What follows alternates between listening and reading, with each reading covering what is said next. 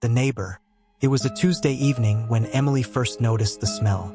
She had just returned from her late shift at the hospital, the kind of shift that left her bones aching and her mind foggy. The scent hit her as soon as she stepped into her apartment building. A thick, metallic tang that clung to the back of her throat.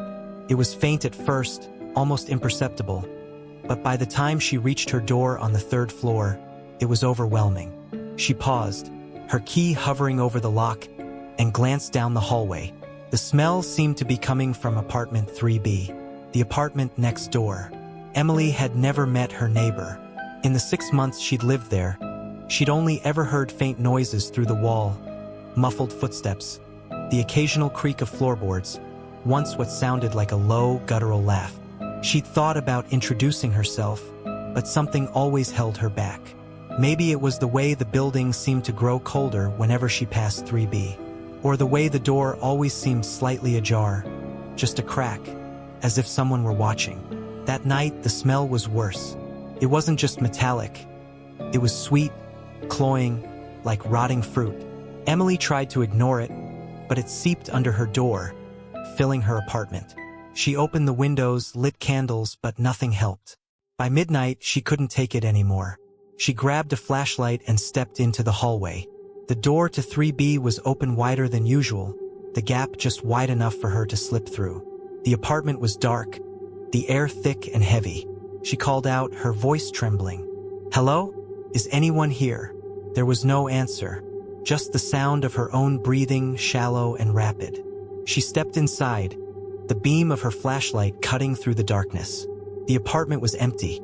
No furniture, no decorations, just bare walls and a floor covered in a thick layer of dust. But the smell was stronger here, almost unbearable. It led her to the kitchen where she found the source. The sink was filled with a dark, viscous liquid. It oozed over the edges, pooling on the floor. Emily gagged, covering her mouth with her sleeve. She leaned closer, her flashlight illuminating the sink. That's when she saw it. A single human tooth, floating in the sludge. Emily called the police, but they found nothing. The sink was empty, the apartment spotless. They chalked it up to stress, told her to get some rest. But she couldn't shake the feeling that something was wrong. She started noticing things. Small things at first. The way her cat, Mr. Whiskers, would hiss at the wall shared with 3B. The way her food would spoil overnight, even when it was fresh. The way her reflection in the mirror sometimes seemed off. Then there were the noises. At first, they were faint, scratches, whispers, the sound of something being dragged across the floor. But they grew louder, more insistent. One night, she woke to the sound of knocking. Not on her door, but on the wall. 3 sharp raps, followed by a low, guttural laugh. She tried to convince herself it was her imagination, but deep down, she knew better. Something was in that apartment, something that didn't belong. Emily couldn't take it anymore. She waited until the noises stopped, then grabbed a knife from her kitchen and stepped into the hallway. The door to 3B was wide open, the darkness inside seeming to pulse like a living thing. She took a deep breath and stepped inside. The apartment was different this time. The walls were covered in strange symbols, drawn in what looked like blood. The air was thick with the smell of decay, and the floor was sticky beneath her feet. She moved slowly, her knife clutched tightly in her hand. She found him in the bedroom. He was sitting on the floor, his back to her. He was tall, his limbs too long, his skin pale and stretched tight over his bones. His head was tilted at an unnatural angle, and his fingers twitched as if he were playing an invisible piano. Emily froze, her breath catching in her throat. Then he turned. His face was a nightmare, a grotesque parody of a human face, with too many teeth and eyes that glowed with an otherworldly light. He smiled, and the sound that came from his mouth was not a laugh, but a scream, high-pitched and inhuman. Emily turned and ran, but the door slammed shut before she could reach it. She turned back, her knife raised, but he was already on her.